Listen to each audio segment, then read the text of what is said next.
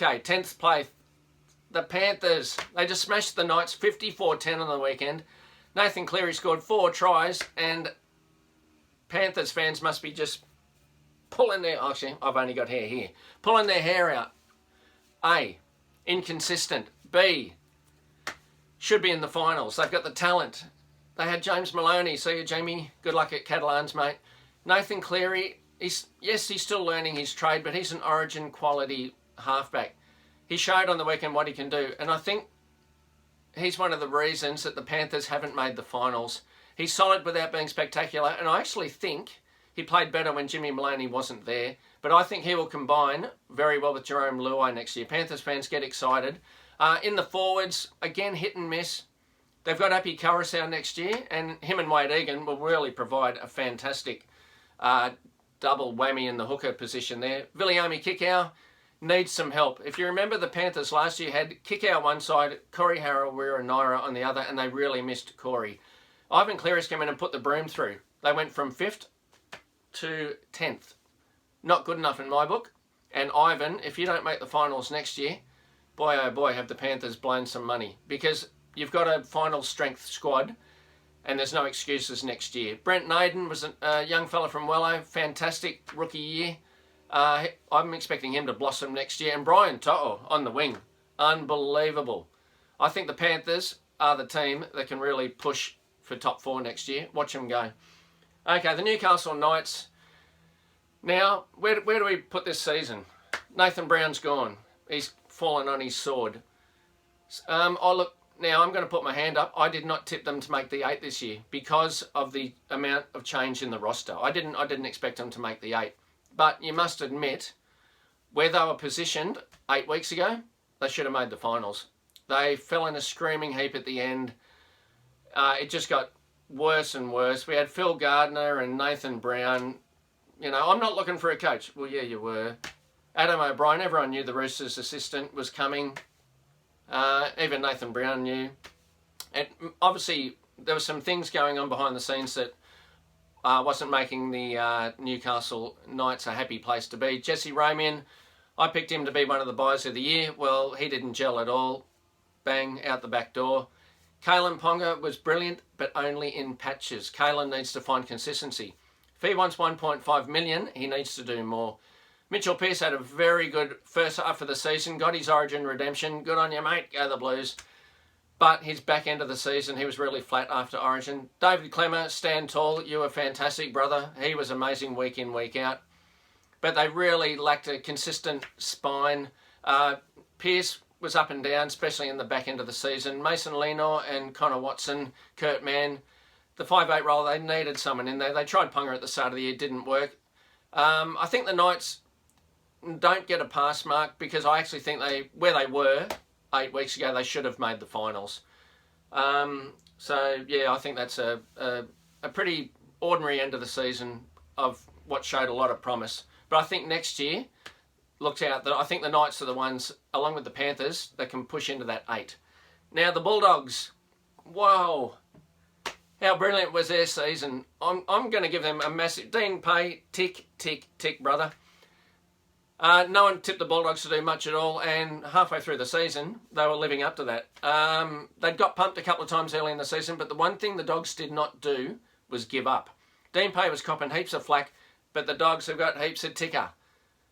And they were always in the game for the majority. Their second half of the season, they showed that they want to play for Dean Pay. They love Dean Pay. And to win, I think it was 7 out of their last 9 games. Unbelievable. They went from last on the table to 12th and only missed out on the finals by 3 points. Brilliant effort from the Bulldogs. To be still in contention with 2 rounds to go, unbelievable. Dallin Watene-Zelezniak was a great addition to the squad. Starting the sets off the way he does, it seems to get the team going. Kieran Foran, when he's fit, has still got it. And every football fan, not just Bulldogs fans, would love to see Kieran continue to play NRL footy at the highest level and injury-free. Injury-free, he will bring along Lachlan Lewis and Jack Cogger with him. Kieran is still a good player. Corey Harawira-Naera was fantastic.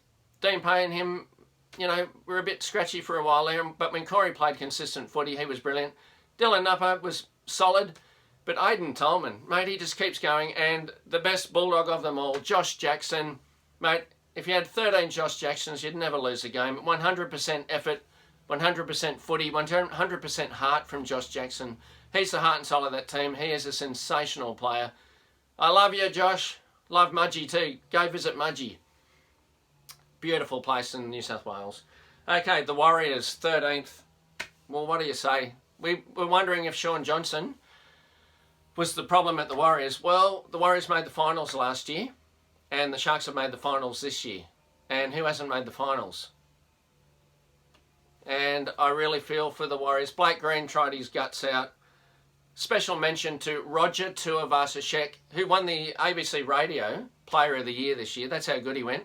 He was the joint Dally M winner last year and may win it again this year. Week in, week out, Roger Tuivasa-Sheck, sensational. I watched him in person on the weekend tear the Raiders to shreds to win the game. Brilliant player. And him and Ken Mamolo on the wing, unbelievable. The big water buffalo. Love him. He's as big as a house and can run like the wind. His post-contact meters, surely he's got the most in the NRL. He is unbelievable. But again, another season of disappointment. Cody Nikorima came across mid-season from the Broncos, and I think the Warriors will get the benefit of that next year. He's a really quality player, but I actually think Cody's best spot is dummy half, and they need to fast-track Chanel Harris-Tavita. He is a young gun, and I think when he actually played 5'8", it's when the Warriors looked their best. Blake Green, is very solid in the 7, and he needs that spark next to him. I think Chanel Harris-Tavita provides it. The Warriors forwards need to go up a notch. I think they need a couple of players in there with a bit more NRL toughness. But in saying that, they really miss Tohu Harris, who missed half the season. He is a class player, and you take him out of your side, you're going to suffer. So the Warriors, there'd be ones you'd be looking to maybe improve next year, but it's the Warriors. Rocks or diamonds. They're the ultimate rocks or diamonds side. And unfortunately, they come up, you're clutching boulders rather than nuggets. Anyway, the Cowboys, 14th. Well, injuries, I think, gazumped the Cowboys season. I tipped them to make the top 8 this year, but they hardly had a back standing by the end of it. Michael Morgan was injured for a lot of it or playing on one leg. Jake Clifford coming through off the back of the Jonathan Thurston farewell. He had his moments, and he'll find some consistency as he gets older. He's a really good player. They got to stick with him. But the forwards are aging. Gavin Cooper looks like he's running on a treadmill half the time. Jason Taumalolo was a one-man band for a lot of it. Matt Scott, just very quickly, hope you get better, mate. He suffered a mild stroke towards the end of the season. Big Thumper wasn't at his best this year. He was petering out. And I think they need a bit of an overhaul in the forwards, the Cowboys. Scott Drinkwater, great addition at the back, adds speed and great little kicking game. Bit Lachlan Coote the way he plays. Will Valentine Holmes come and join the Cowboys? We'll wait and see. They really need that injection of pace and brilliance. I think the Cowboys may struggle to make the 8 next year. They did get some bad calls in a couple of games, mind you. So Paul Green maybe also needs to up the ante in regards to his tactics. I think they need to throw the ball around a bit more. It's still pretty much, let's go down Main Street and then put up a kick. They need some more creativity in their plays, the Cowboys, for mine. Hopefully Michael Morgan is fit next year, because at his best, him and Taumalolo can carry the team. Anyway, the Cowboys, very disappointing season. And speaking of disappointments, we move on to the Dragons. Well, Paul McGregor, if he's still coached next year, how are you going to improve this mob with Gareth Widdop, your best player, leaving? I am for Dragons fans, though, I have to say, Gareth Widdop out for most of the season, Jack de Belin out the whole season, and that really affected them. 2 quality players. That's got to have an effect. But in saying that, they still had the cattle on the field, I think, to make the finals or push for a final spot. To finish 15th, it's a tough comp, the NRL, but that's really disappointing. They've got a quality forward back. Cameron McGuinness, unbelievable. Him and James Graham, absolutely sensational. I thought Paul Vaughan petered out in the back end of the year. And Tyson Frizzell, as usual, always gave his best. Jackson Ford and Josh Kerr, good young players coming through. Watch them next year. But Corey Norman, he's a bit hit and miss. Ben Hunt, marquee player. doesn't always deliver. This is really going to sound funny, but I actually think hooker. I think Ben Hunt plays some of his best fullback at hooker in Origin. So anyway, but he's got to be the man at halfback, and Corey Norman has to stand up at 5'8". There's been word that Josh Morris may be coming across from the Sharks next year, because the Sharks have actually got Jesse Ramian back and need to offload players. So Josh Morris would be a great addition, because I think the backs, that three-quarter line, is where the Dragons are suffering. Matt Duffy didn't kick on this year. Zach Lomax didn't kick on. Ewan Aitken was average.